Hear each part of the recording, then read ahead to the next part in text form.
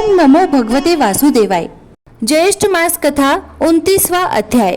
ऋषि लोग कहने लगे कि हे स्कंद जी, ज्येष्ठ मास में स्नान, दान और महात्म्य श्रवण तथा पुराण पूजन का फल विस्तार पूर्वक कहिए।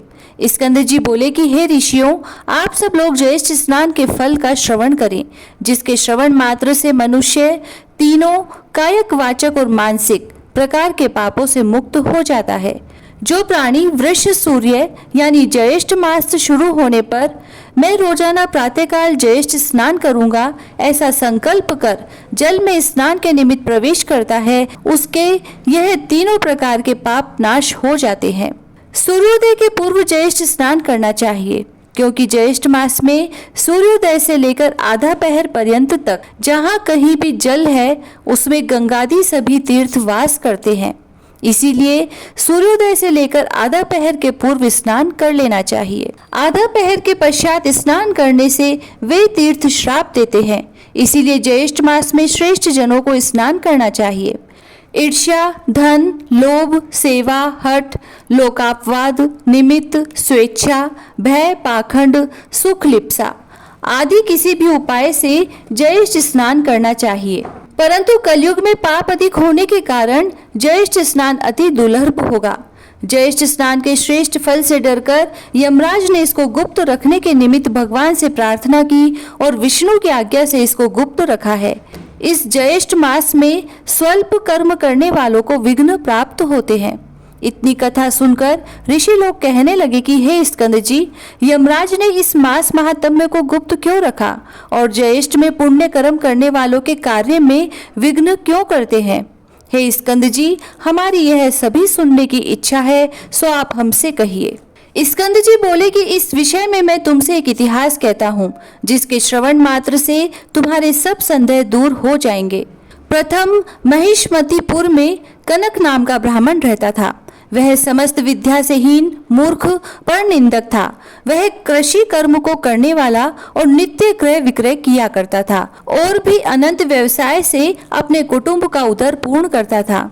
इस पर भी उस दुरात्मा कुटुंबी को तृप्ति न हुई और उसने उदर पूर्ति के निमित्त मार्ग में पथिकों का वध करना आरंभ कर दिया। फिर भी उसको तृप्ति नहीं हुई तो उस द्विजाधम ने चोरी करना भी आरंभ कर दिया। इस प्रकार वह नीच ब्राह्मण महिष्मतीपुरी में रहता हुआ इस प्रकार के कर्म किया करता था। एक दिन उसको चोरी करते हुए देखकर ग्रामवासियों ने उसको पकड़ लिया तथा उसको बांधकर खूब मारा और फिर ग्राम से निकाल दिया। कुछ दिनों बाद वह ग्राम के पास ही वन में जाकर रहने लगा और रात्रि को घर में आकर पुनः वन में चला जाता और वन में पशुओं का वध करके वह निर्दयी उनको खा जाता था। यह कर्म करते हुए उसको बहुत दिन बीत गए। इसके पश्चात जब एक समय ज्येष्ठ मास आया, तब वह कनक ब्राह्मण अर्धरात्रि के समय वन से ग्राम में आकर और वस्त्र तथा अलंकार की चोरी करके पुनः वन को चला गया।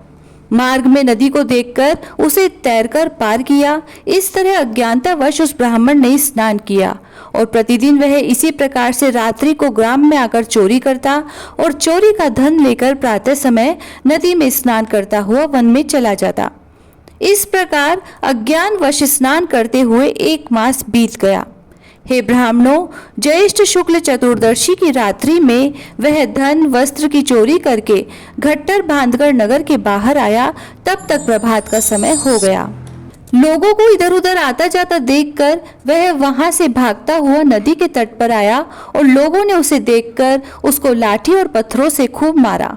परंतु वह कनक उस चोरी के बोझ को सिर पर रखकर अगाध जल में पहुंचा और अधिक बोझ होने के कारण वह शिथिल होकर अगाध जल में डूबकर मर गया। उस कनक के लिए सूर्य के समान कनक को अगाध जल में डूबते हुए देखकर यह क्या हुआ कहते हुए सभी लोग विस्मित हो गए। नदी के किनारे के कुछ लोगों ने उसको अगाध जल से निकालकर बाहर किया। उसे देखकर लोगों से कहा कि यह तो इसी नगर का रहने वाला कनक ब्राह्मण है। हम लोगों ने इसको नगर के बाहर कर दिया था।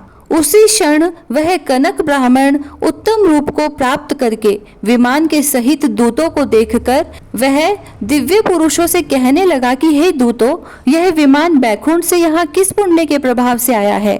देवदूत बोले कि हे कनक, अज्ञात ज्येष्ठ मास के स्नान से यह दुर्लभ विमान आपके लिए आया है।